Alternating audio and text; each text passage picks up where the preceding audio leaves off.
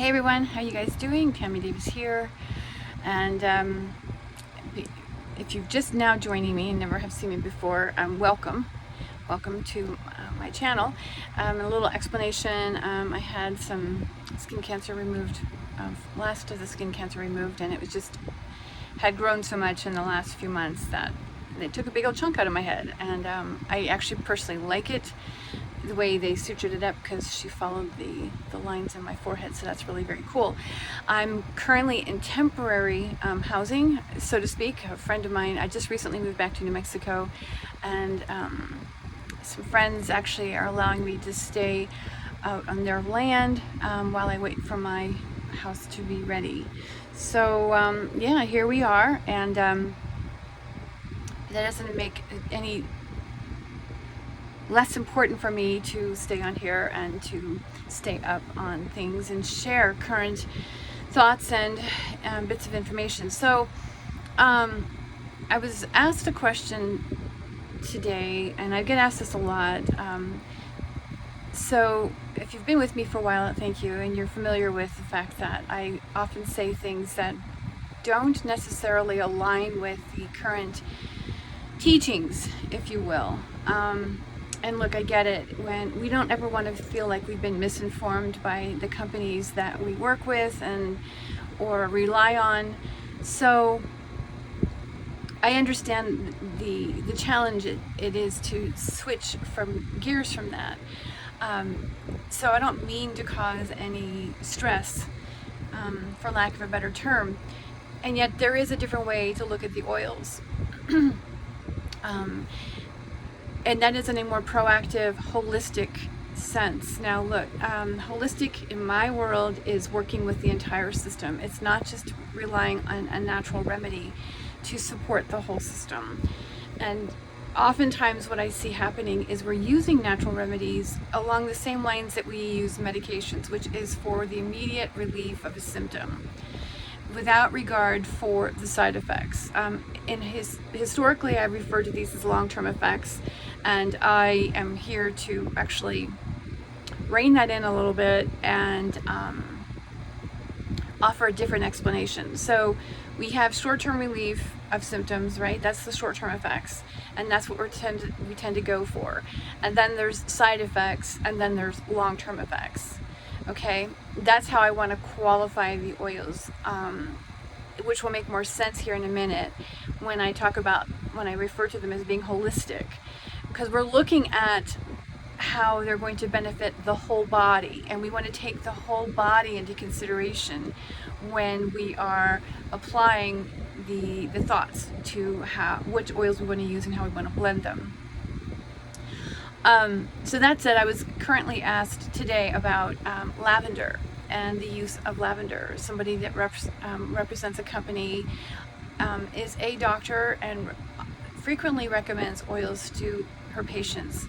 And I think it's awesome, because we want to include oils in our daily treatments, regardless if it's an alternative natural treatment or if it's a medical treatment. You want to include oils in that. But this is where we want to make sure we understand the side effects as well as the long-term benefits. And we never want to duplicate the mechanism of action when we're mixing oils and medications or other. You want to, I was telling somebody recently that if you make a blend, you don't want to choose oils that, if you're making a blend, you don't want to choose oils that use or rely on the same types of constituents. You want to mix it up a little bit, because you're trying to take the whole system into consideration again. So with regards to the lavender, there was some disappointment, because I have told people that we don't want to use lavender very often. I've actually said it here.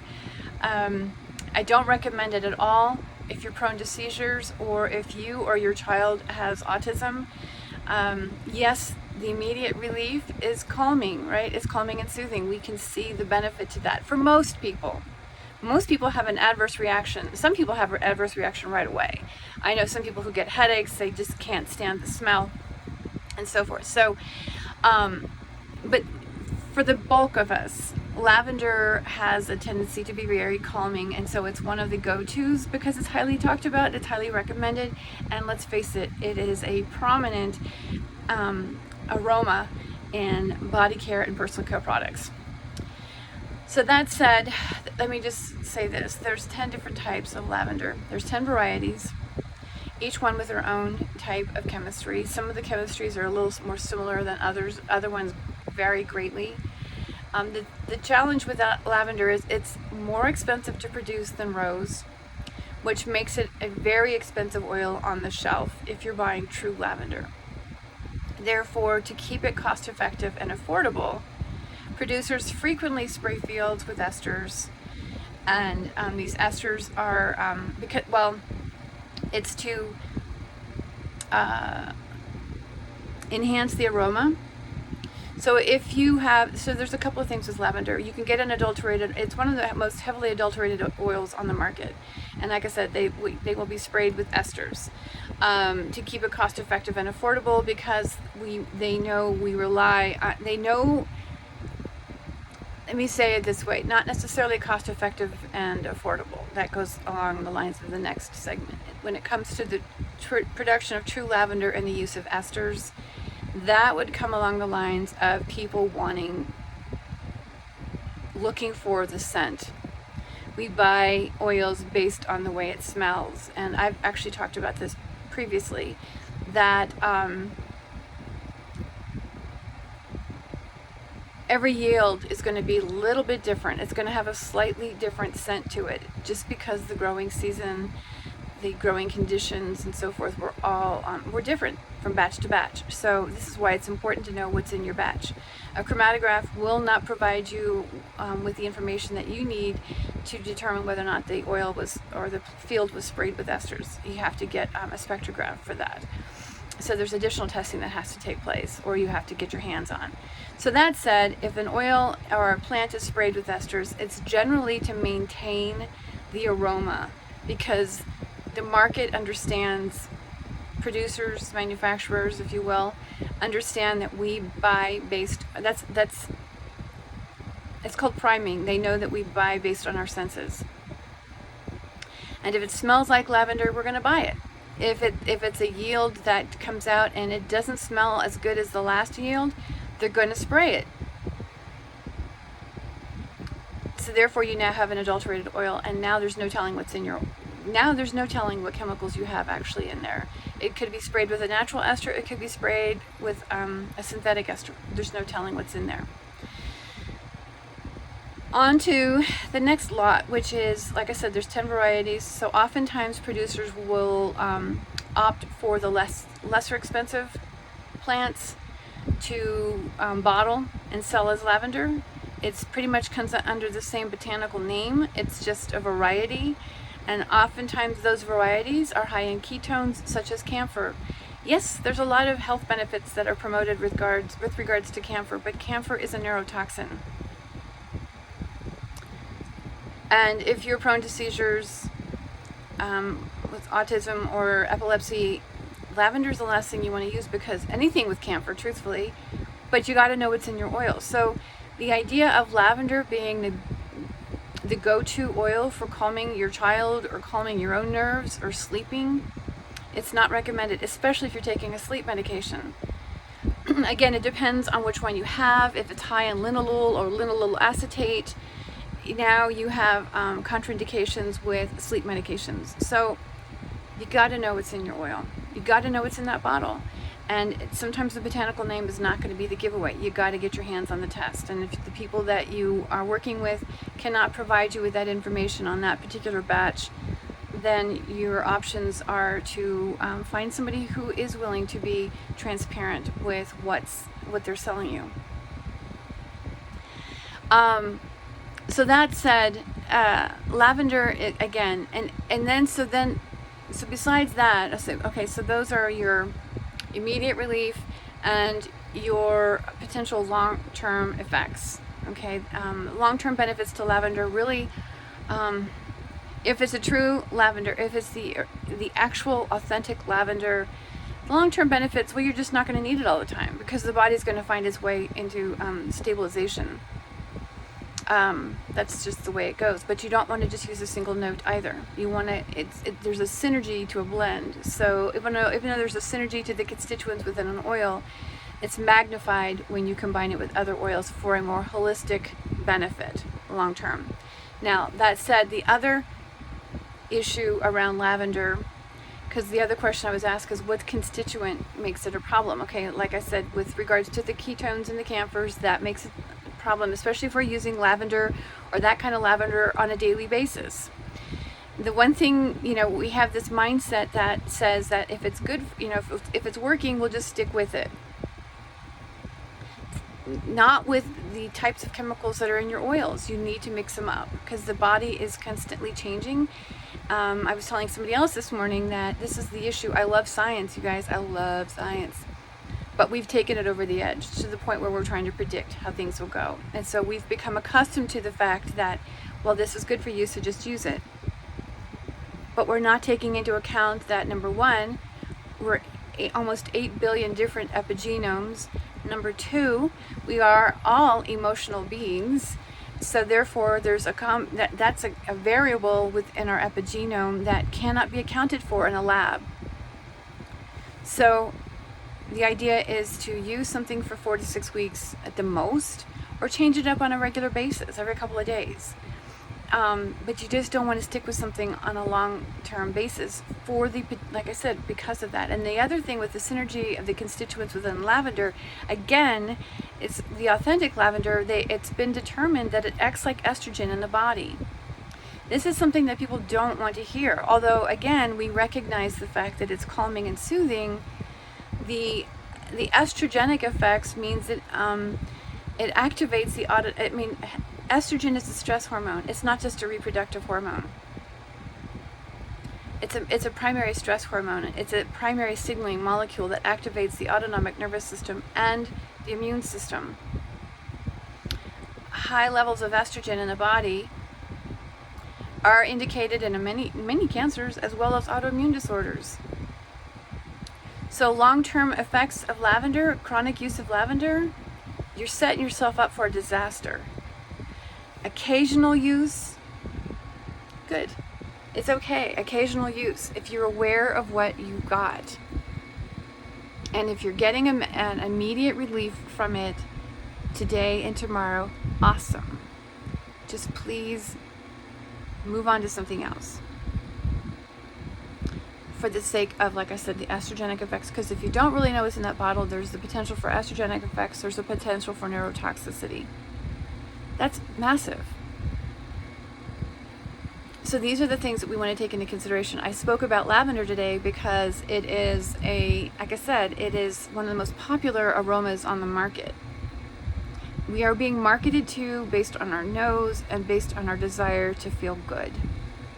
And although they can make promises for the immediate effects, they cannot guarantee you how it's going to ultimately affect your body. These are things that we need to keep in mind and be aware of, which is why you want to change them up.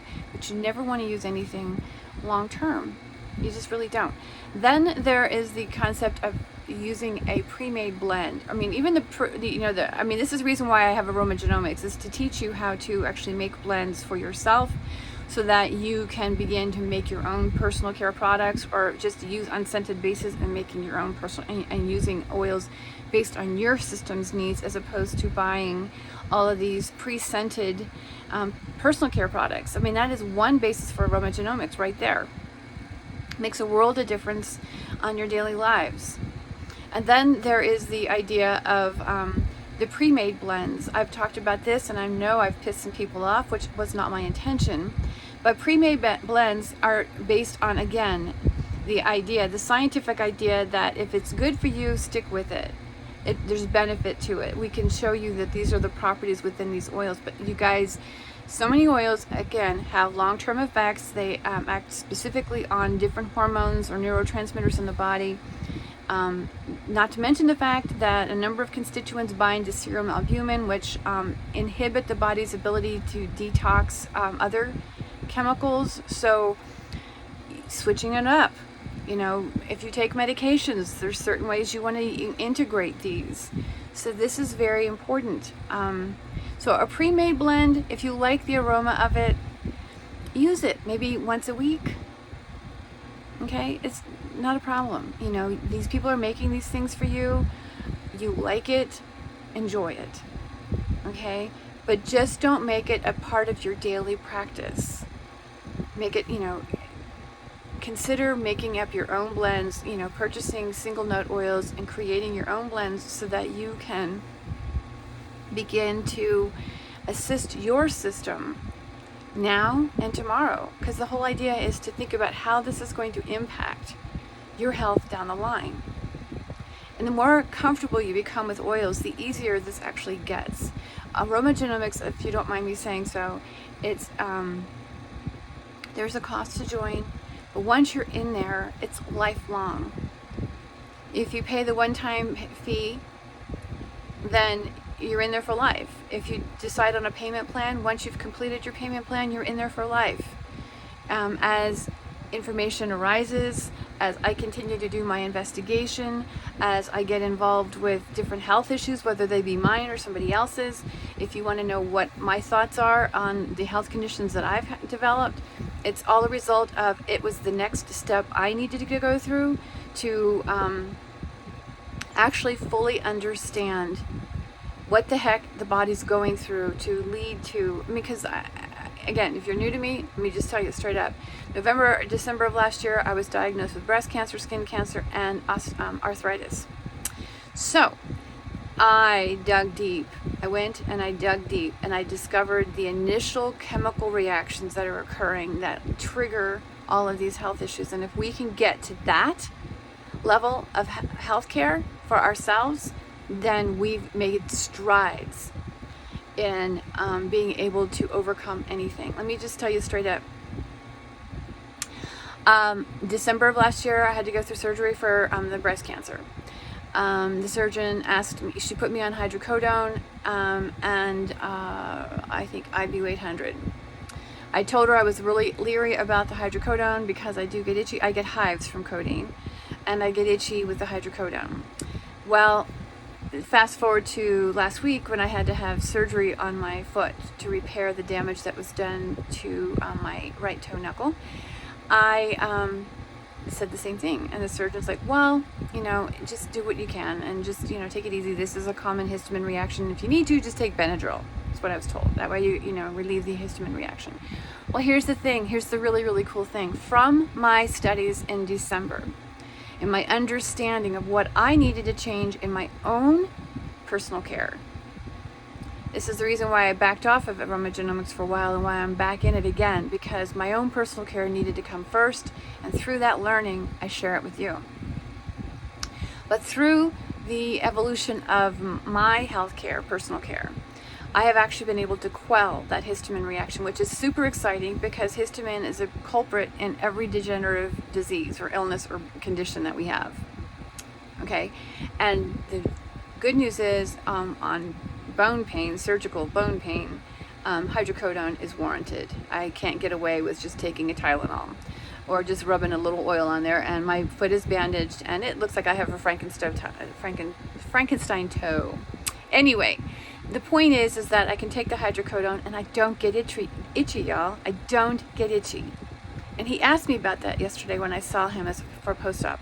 And I told him, and he was really super excited. So this is possible. This is what happens when you actually intentionally incorporate oils into your practice and even nutrition, certain nutrient-rich foods. It's not about taking a bunch of supplements. It's not about changing your diet. It's about helping your digestion and incorporating certain things into your daily life so that you, in fact, can lessen the histamine reaction and begin to restore your wellness. And so that's the point to understanding long-term benefits of the use of oils. All right, so I hope this helps. And like I said, if you have pre-made products, use them from time to time, but consider learning how to incorporate and blend your own and incorporating those into your daily practice as well. All right, you guys take care. Thanks so much for being here and watching. Love you guys. Have a blessed day.